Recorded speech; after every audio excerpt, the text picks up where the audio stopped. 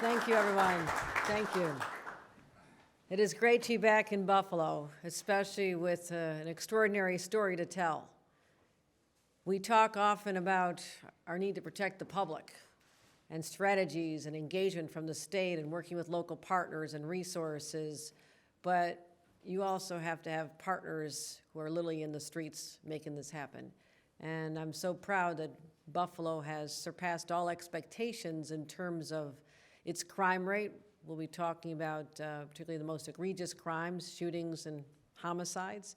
And before we get started, I want to acknowledge some of these extraordinary individuals. Mayor Byron Brown, I want to thank you for embracing the responsibility to protect our citizens and your hands-on approach, working so closely with all of us and continuing to request the resources from the state necessary to help you do your jobs. You're doing an incredible job. So Mayor Byron Brown, thank you, and we'll be hearing from you momentarily. It also takes a district attorney to prosecute the cases and to, make sure that justice is served. And I want to thank the district attorney here in Erie County. We've worked together a long time, John Flynn, and thank you for the work that you and your team are doing as well. I also want to thank our county executive here, who has to manage different kinds of crimes and has the city within his jurisdiction, but also manages what is happening out in our many 42 towns and cities. So I want to thank the county executive, Mark Poloncarz, for his role in making sure that people sleep safer at night and the work that you're doing.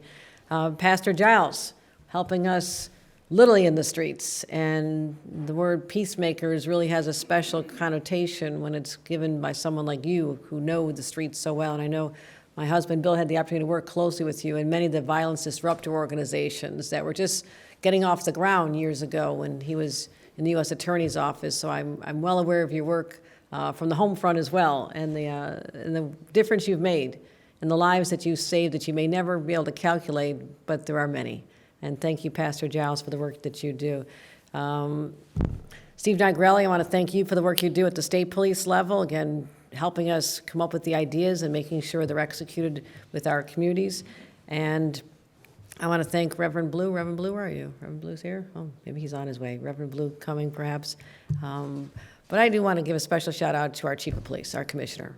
Joe Gramaglia, you've been through a lot in the time that you've ascended to this important role. And the confidence that the men and women who work under you in your leadership is important to all of us. And when I saw you spring into action a little over a year ago after the May 14th shooting, it was extraordinary. You brought a sense of calm, a sense of urgency to the people, but a calm in executing your responsibilities. And so I want to give you a special round of applause for all you do here. Our Commissioner of the City of Buffalo Police Department, Joseph Gramaglia. Thank you.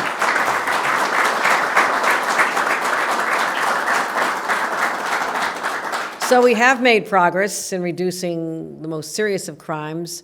And as I said when I first took office, actually less than 2 years ago, I said public safety, protecting the public is my #1 priority. And we knew it would not be easy, especially as we were coming from the ravages of a pandemic that disrupted our entire way of life and thrust people into chaos and uncertainty. And what we saw was there were more cases of substance abuse and domestic violence and overall crimes and, mental health episodes. It was just so surreal because no one could have foreseen that. We'd never had experience dealing with that, but it had a real human effect.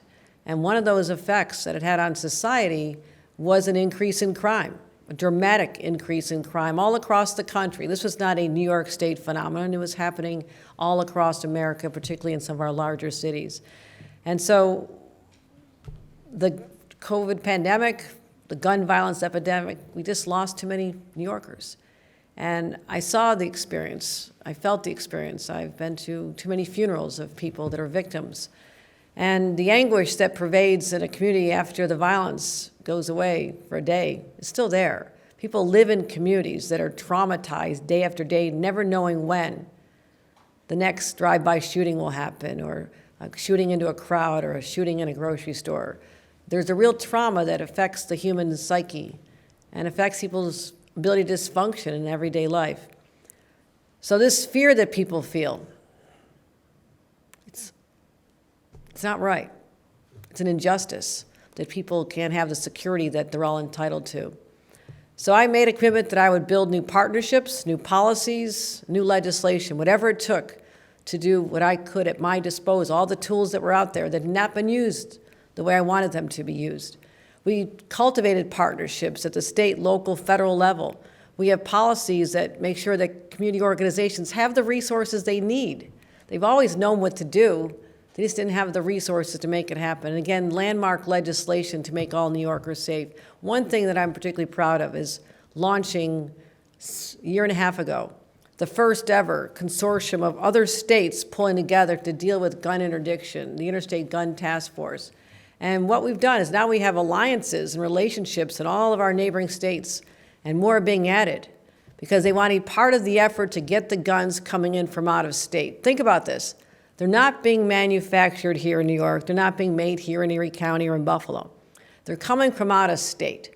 And if we can stop them at the border, something I asked our state police to be very aggressive about, very aggressive, and to literally stop them at the borders or the gun shows where they're being loaded into trunks in Pennsylvania, nearby Pennsylvania, and being brought up to our state and being distributed to people and sold to people and used in violent crimes here in Buffalo and Rochester and all the way down to the city.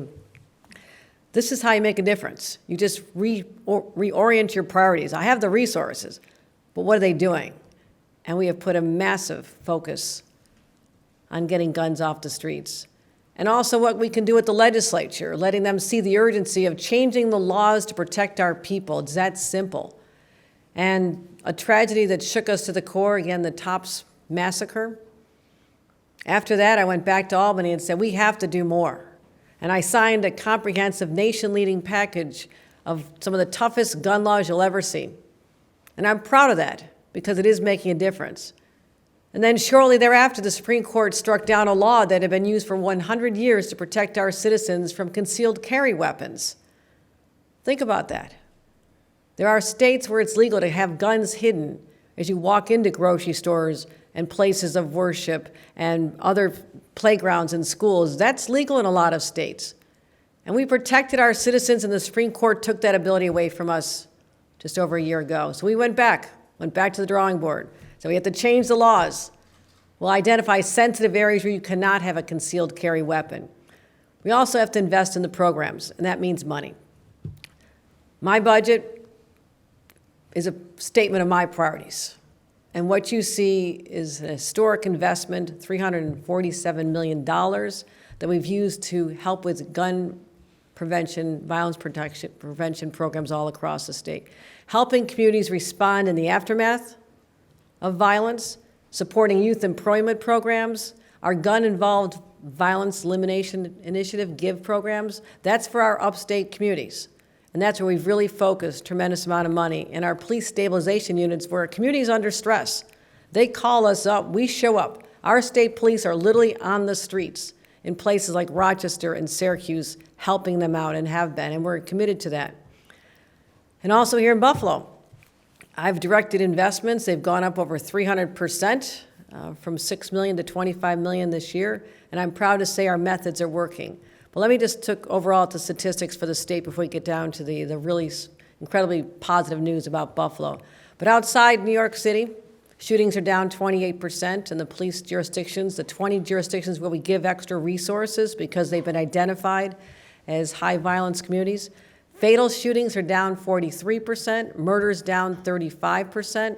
Erie County executive, murders are down 64%, violent crimes down 10% compared to just 1 year before. That is a dramatic change. And that one area I want to really zoom in on is the city of Buffalo. Buffalo is leading the charge. Let's just look at the numbers from January to June. Homicides here are down 62% this year and 65% since the summer of 2021 when I took office. That's the largest decrease. Again, 65% since I became the governor. So I've been watching these numbers closely since that time. Largest decrease since 1985. From January to June last year, there were 42 homicides. This year, the same period, it's 16. Fatal shootings are down 73% from our peak in 2021. Last year, there were 36 fatal shootings in Buffalo, and we knew 10 in one afternoon. This year, there's been 11 total. First half of 2021, 184 shooting victims. Same period last year, 143. This year, it's 73. That's a 60% decrease since 2021, the peak of the pandemic. Shooting incidents are down tremendously. 153 shooting incidences in 2021 in Buffalo, 104 the next year, which we are very proud of, and then this year, 63. But it's not just the homicides and shootings, which are the most egregious crimes. Violent crimes, such as robberies, rapes, and assaults are down too. They've dropped 20% in the last 2 years, from 1,122 violent crimes in 2021 to 894 this year. To put it in perspective, this is the lowest number of violent crimes seen per month in the last 3 decades here in Buffalo. That's extraordinary. These numbers are great, the progress is undeniable, and people around the country have taken notice. This makes me really proud. A report from the Council on Criminal Justice, which is featured in many news outlets, reviewed 37 American cities and found Buffalo was one of the cities leading the way in reducing homicides. The Atlantic reviewed a study of 90 cities that highlighted Buffalo where the murder rate is dramatically declining. Again, we won't stop until these numbers are down to 0. We will not say mission accomplished. We're not done. But this is extraordinary. But there's also one thing that is increasing. While homicides, shootings, and violent crimes are decreasing, what's increasing is our gun seizures. This is an intentional effort, as I mentioned before, to get the guns off the streets. And I want to thank the Buffalo Police Department's leadership and all the officers who are working so hard to just get those weapons of destruction and death out of the hands of people on our streets. And that's what's helped make these public safety improvements possible. And I said last year, I don't want to be in the business of solving crimes. We should be in the business of preventing crimes. And that's what we're doing here. Last year, we had over 10,000 guns taken off the street. Police seized 65% more firearms than in 2019, and the numbers just keep getting better. Here in Buffalo, nearly 1,000 guns were seized last year, 956, the highest in more than a decade. We've also seen a rise in ghost guns, guns that can be purchased on the internet, and the parts manufactured at home, put it together at home, they're untraceable. So while criminals continue to design and conceal firearms, we'll continue to try to stay a step ahead of them, making it illegal to do so. We passed in 2021 legislation to make them absolutely illegal while they are legal in other states.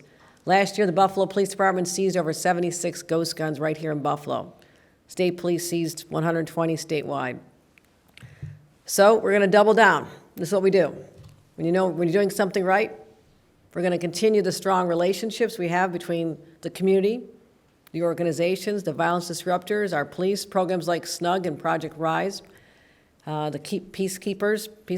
And we're going to continue to use technologies at our Crime Analysis Center because all of us have a responsibility to keep the public safe, from law enforcement officials to elected leaders, community leaders, advocates, judges, lawyers, probation, parole.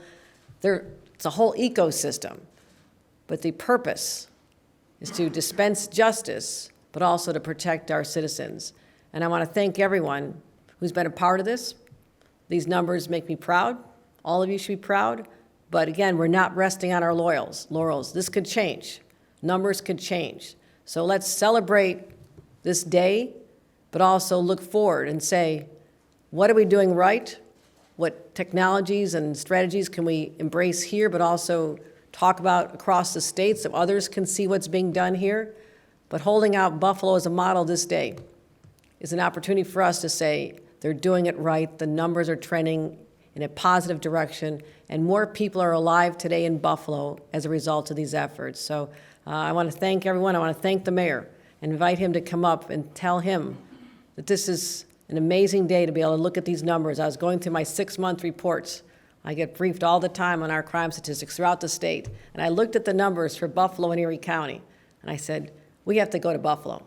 We have to celebrate this. This is a moment to say we are trending in the right direction, and this is incredibly positive news. Mayor Byron Brown.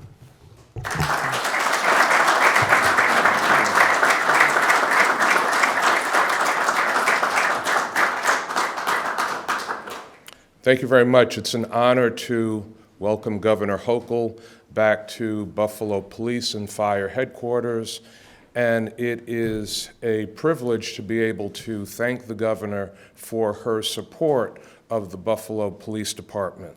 The governor's right. I got a text from the governor a few weeks ago saying, I like the direction that the crime numbers are going in Buffalo. Want to come to police headquarters to talk about it. And I appreciate all of the support that our Buffalo Police Department is receiving from Governor Hochul. And I certainly appreciate the increase in funding for public safety that the governor is providing statewide and here in Buffalo. We are very pleased to see a significant reduction in violent crime in the city of Buffalo.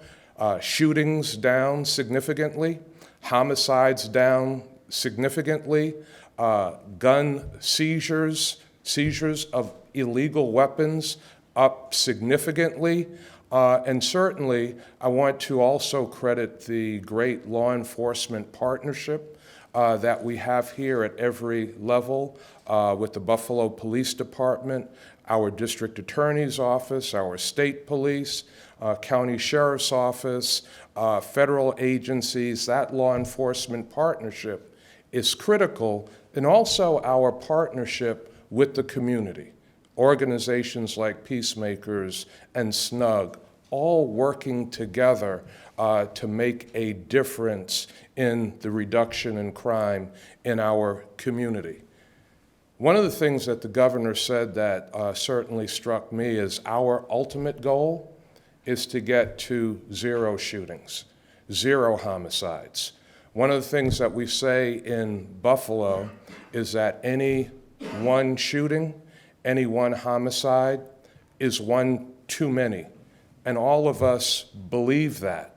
And so as I conclude my comments of thanks to the governor, thanking her for her support, her focus, her resolve to reduce gun violence and violence statewide and certainly here in Buffalo, I just want to say that my heart continues to go out to families that have lost loved ones to senseless violence. And all of us here are committed to doing everything that we can, to continuing the partnership that we have, to get to the point where we can say that there are no shootings and no homicides in the city of Buffalo. Thank you all very much.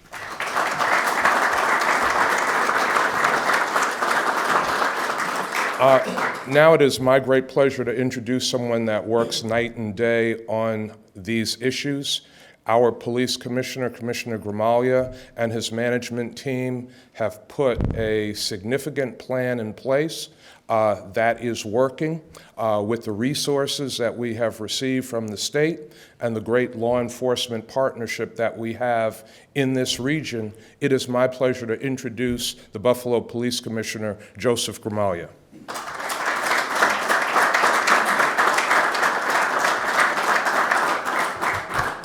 Again, welcome to Buffalo Police Headquarters, Buffalo Fire Headquarters. It is a great day to come and be able to showcase the numbers that we're talking about here. And I love to talk data, I love to talk numbers, but we are talking human lives, we're talking people. We have significantly less people shot. We have significantly less people that have been killed by gun violence, and our officers of the Buffalo Police Department are working very, very hard to bring those numbers down. We established a plan last year that involves our police department being present, visible, and engaged. It's a strong plan based on community engagement. It couldn't be done without the financial support that comes from the mayor and especially the governor. Governor, I want to thank you for the significant investment in GIVE fundings. And I say investment because when you invest money, you want results. And I can assure you that we are doing everything in our power to give you and the citizens of New York State and the city of Buffalo confidence that we are working hard to bring those numbers down and use that money as wisely as possible. You think of the money that's being invested, it's a lot of money. Think of how much money would be spent on hospital costs, on overtime costs, and everything else that goes into when you have shooting victims. We had 105 less shooting victims last year. Calculate those costs, the emotional toll on those families. We have over 70 less people shot this year than last year on top of those gains that we made. But that comes with a partnership. That comes with everybody that you see in here, some that you don't see in here. We've got the Erie County Sheriffs. We have the New York State Police. We have the Erie Crime Analysis Center. We work off of real-time data that's provided by the hardworking analysts inside the Erie Crime Analysis Center, led by Dennis J. Richards, our former chief of detectives. So again, I want to thank everybody for all the work that they're doing, but I especially want to thank the members of the Buffalo Police Department, the women and men of this police department who are the ones that are actually out there on the front lines every day. They are exactly where we want them to be, preventing crime, preventing things from happening, and doing strong community engagement. So I applaud them. They're out there putting their lives on the line every single day for everybody in this community. I thank them. They're working hard, and I thank the governor, I thank the mayor, I thank everybody up here for everything they're doing. So thank you very much.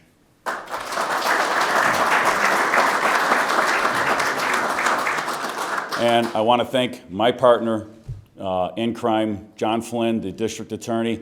His DAs are working night and day, and I mean night and day because they're getting called out in the middle of the night when there's a homicide, when there's a shooting. The district attorney's office and the partnership, we are seeing an increase in our clearance rates because of the hard work and the partnership with the DA's office. I thank all those district attorneys for all the work they're doing, and I thank my partner, John Flynn, if you want to come up. Thank you.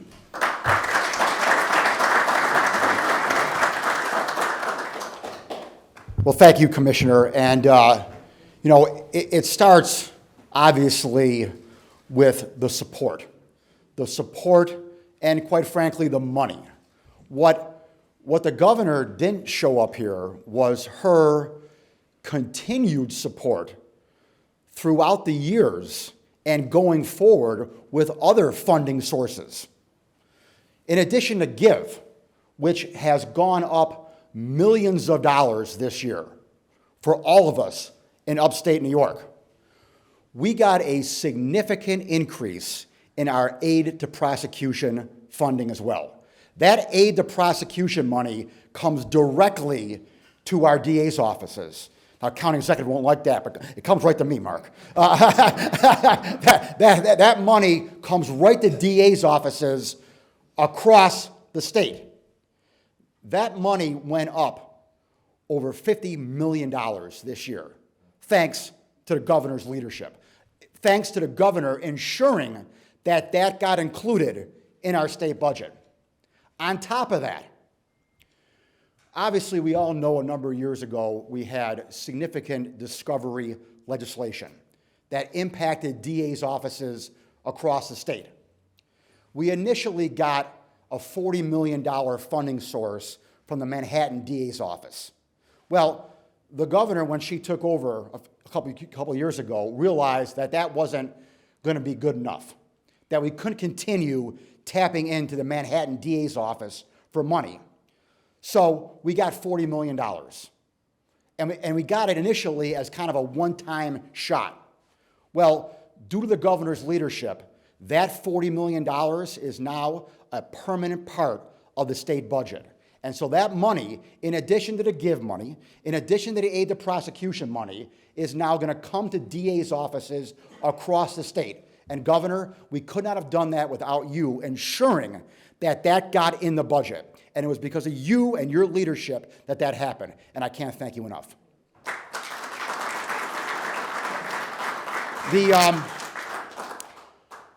The mayor and the commissioner mentioned it, obviously. You know, the partnerships that we have are extraordinary. And it goes beyond the city of Buffalo. It goes to the county.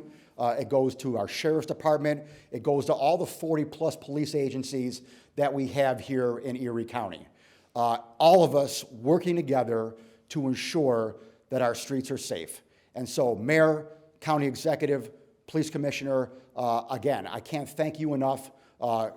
Superintendent Negrelli, what you do on a state level is tremendous. And all that we do together, working together, is what's driving these numbers down. But, you know, it's more than just driving numbers down, and it's more than just putting people in jail.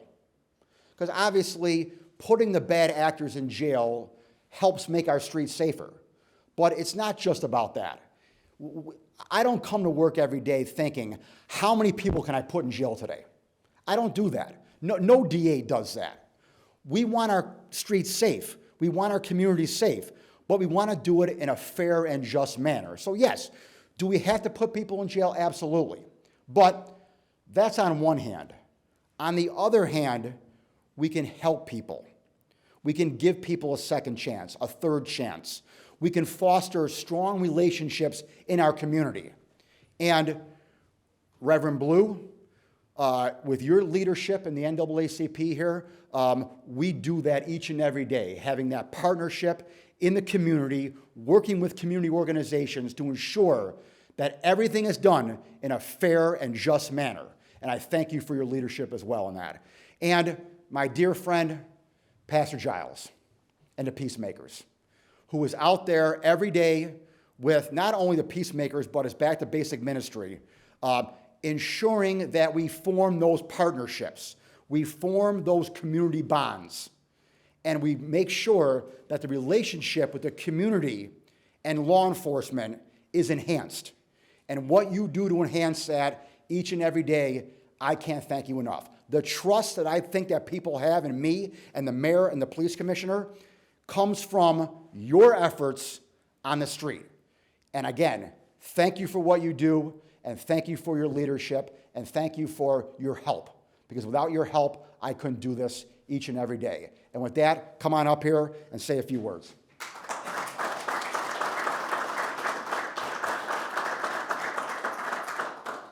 I want to thank everybody for being here. This is a very, very, very important issue, certainly to my heart. And Governor, I can't thank you enough for providing resources. See, we've always had in place. It's not just resources. It's just not money. You can't buy this stuff away. It's about having the right people in place that are willing to come together in a collective way to make a difference. So Mayor Brown has always been able to be one of the leaders in providing community-based organizations funds so that they can address violence at the street level, so that we can begin to deflect people from getting in trouble, people from shooting each other, people from conflicting with each other. That's what we do. All of our anti-violence groups, and I want to give them a high sign, because their work has stopped individuals from getting to the point where they feel they have to handle this business with hardware. And so thank them enough. But also, we have a commissioner of police, Joe, and I call him Joe because we've been knowing each other that long, but probably know more technically and manually about police enforcement and how we can best do this than anybody I ever sat across the table from. He knows this, he has a heart for this, and the police officers are getting the training that's necessary around community engagement. That builds relationships. All the chiefs, and I know all of them, right, are very concerned with community engagement. And once you build community confidence in what you can do, and you get community cooperation. The district attorney's office is doing something that no district attorney has done before him, and that is work directly with community-based groups, right? He's working with them to give people a second chance and kind of rolling it out with that. And more importantly, and I heard you mention this about interdiction strategies, I have been sitting at tables with massive law enforcement agencies all around at every level, deciding, listen, let's lean into this. And let's lift Buffalo up, because Buffalo is having these high crime rates, but yet we do not manufacture or distribute weapons. We do not do that. But they have come together and very intentionally addressed this problem. And so it's really about having those funds, those resources has enabled those people with hearts, Governor. They always had a heart to do this stuff, but didn't have the necessary resources. I thank you so much, because we are showing and demonstrating, not only for the city of Buffalo and state of New York, any city and urban communities that's having this problem. You got to have the right people willing to work together and give everybody that they're working together with a sense of value. So, yes.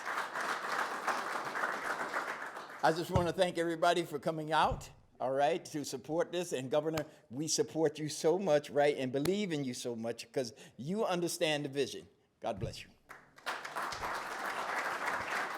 We just completed a press conference talking about the extraordinarily positive news to show that the crime statistics, particularly violent crimes, homicides and shootings, are down, and particularly compared to other cities across the nation. Buffalo is really doing an exceptional job, and I wanted to take this opportunity to spotlight those numbers, talk about some of the strategies that are behind that success, and also give an opportunity to hear from our partners, our mayor, our chief of police, our commissioner of police, our district attorney, and others who are involved in this, but happy to take any questions. We'll take on-topic questions first. Governor, you had talked about how the guns at the borders need to be stopped. Do you need more help federally than just relying on state and local law enforcement, which are really inundated with what they're doing? We actually have strong partnership with ATF, federal agency, FBI. They're part of my consortium. When I say I'm working with 9 other states now, from Maine all the way down to Maryland, I also have, as part of that team, federal representatives. So they're embedded with us. They're helping us share information on the flow of traffic, the traffickers, and how they're crossing state lines. But we're also on the ground with the interdiction. So it is already, the federal government is a partner with us in this. For the purposes of the crime statistics that you went over today, claiming there's decreases in all these major crimes and violent crimes, have the definitions of violent crimes been changed in recent times? We're talking about homicides, shootings in particular. Violent crime includes rapes and assaults primarily, but we're talking, I think the dramatic numbers are the ones that are the most frightening crimes. I mean, the ones where murder and homicide, shootings, those are down rather dramatically. The stipulations on any of this funding, the GIV funding, the other increases that you talk about, are there specific ways that police departments need to use the money? Well, I can ask the chief, how the commissioner, where's the commissioner? Commissioner, how you're using the money, because we want to give, leeway and discretion. Part of it has to do with partnerships with our state police as well, but I'll let him answer how that's being used here locally. Yeah, so we're in our Give 10 cycle, 10 years of the Give program, and initially they laid out some strategies of what to do. We get a lot of education on how to do evidence-based policing. They offer a lot of training, but as the years have gone on, they have turned some of that over to the particular agencies. We have taken what we've been doing for all those years, and then we really, based on the education, we changed, we modeled it, and we went to a different strategy, dividing our city up into grids where we can get ahead and prevent crime. We're heavily invested in community engagement. We want to have our officers be out there to prevent crime, be in the right place at the right time by real-time data. So, there's a lot of faith put in our police department, in our Erie, Buffalo, Give area on how to do that, how to do it right, and it takes the manpower out there to do it. And that funding source is an incredibly needed resource to do that right. Time for one more on topic. Commissioner, go ahead. On Raise the Age, has this caused more problems with the car thefts with teenagers and what's been happening, what we're seeing? It's become such a very difficult situation. No, there's a direct correlation between a TikTok video that demonstrated to young people and a sort of a competition about how easy it is to steal a Hyundai or a Kia. 75% of car thefts are those two brands because they have a glitch in the system, which we were told would be fixed last March, and they have not properly solved this. New cars have the solution, but it's the used vehicles that we're finding the most problem with literally two brands. Now, Raise the Age, when that was raised a number of years ago, that only made New York State at parity with all 50 other states. New York and North Carolina at the time were the only 2 states in the nation that had a different differential in how they treated teenagers as adults. So we are now aligned with all the other states in America in terms of how we treat teenagers with that. So the difference with the car thefts, and I'll be doing more on this, I have my team working on a strategy we'll be unveiling in about 2 weeks to talk about the areas that are hardest hit, and it is Erie County and Monroe County are hardest hit. I look at the crime statistics, and that's why we're coming up with an approach. And part of it involves responsibility of the dealers. I mean, why aren't they giving a mechanism out to owners to solve for this problem? Because it's not happening with other brands. It is not happening with other brands. It is definitely a function of these two brands of vehicles that are being taken advantage of. And insurance companies are starting to not want to cover them because of this. And so people without insurance are just leaving them on the streets, again, making them more susceptible to being stolen. So we've done a lot of thought around this, and we'll be announcing that in the next couple of weeks. So you see no correlation between this uptick by young people of stealing cars and the laws of New York State that prevent them from doing anything about it? The laws have been in place, they were changed a few years ago. They were changed a number of years ago. So I'm telling you that the car thefts that are concentrated in two particular counties are related to these two brands of vehicles having a system that is not exactly foolproof when it comes to thefts. I think the line can be drawn there because we didn't see these numbers a year ago or the year before or the year before. The Raise the Age has been in effect a number of years. So Buffalo and Rochester are not 1 and 3 in the state, they're 1 and 3 in the country over the last 6 months. So what do you draw as the difference of what's happening here in Western New York as opposed to the rest of the country? Well, again, that's again why we look at why you even question a state law. Because if the state law is the reason, then the numbers should be the same in every part of the state. So we are getting our arms around this, and I know our superintendent and others, we are literally finding a strategy that we're going to be unveiling very shortly. And it might take some legislation, but again, responsibility of the companies. I mean, this is an enormous amount of resources used by our police departments throughout this state, but particularly here in Erie and Monroe, saying we'd rather be fighting other kinds of crimes.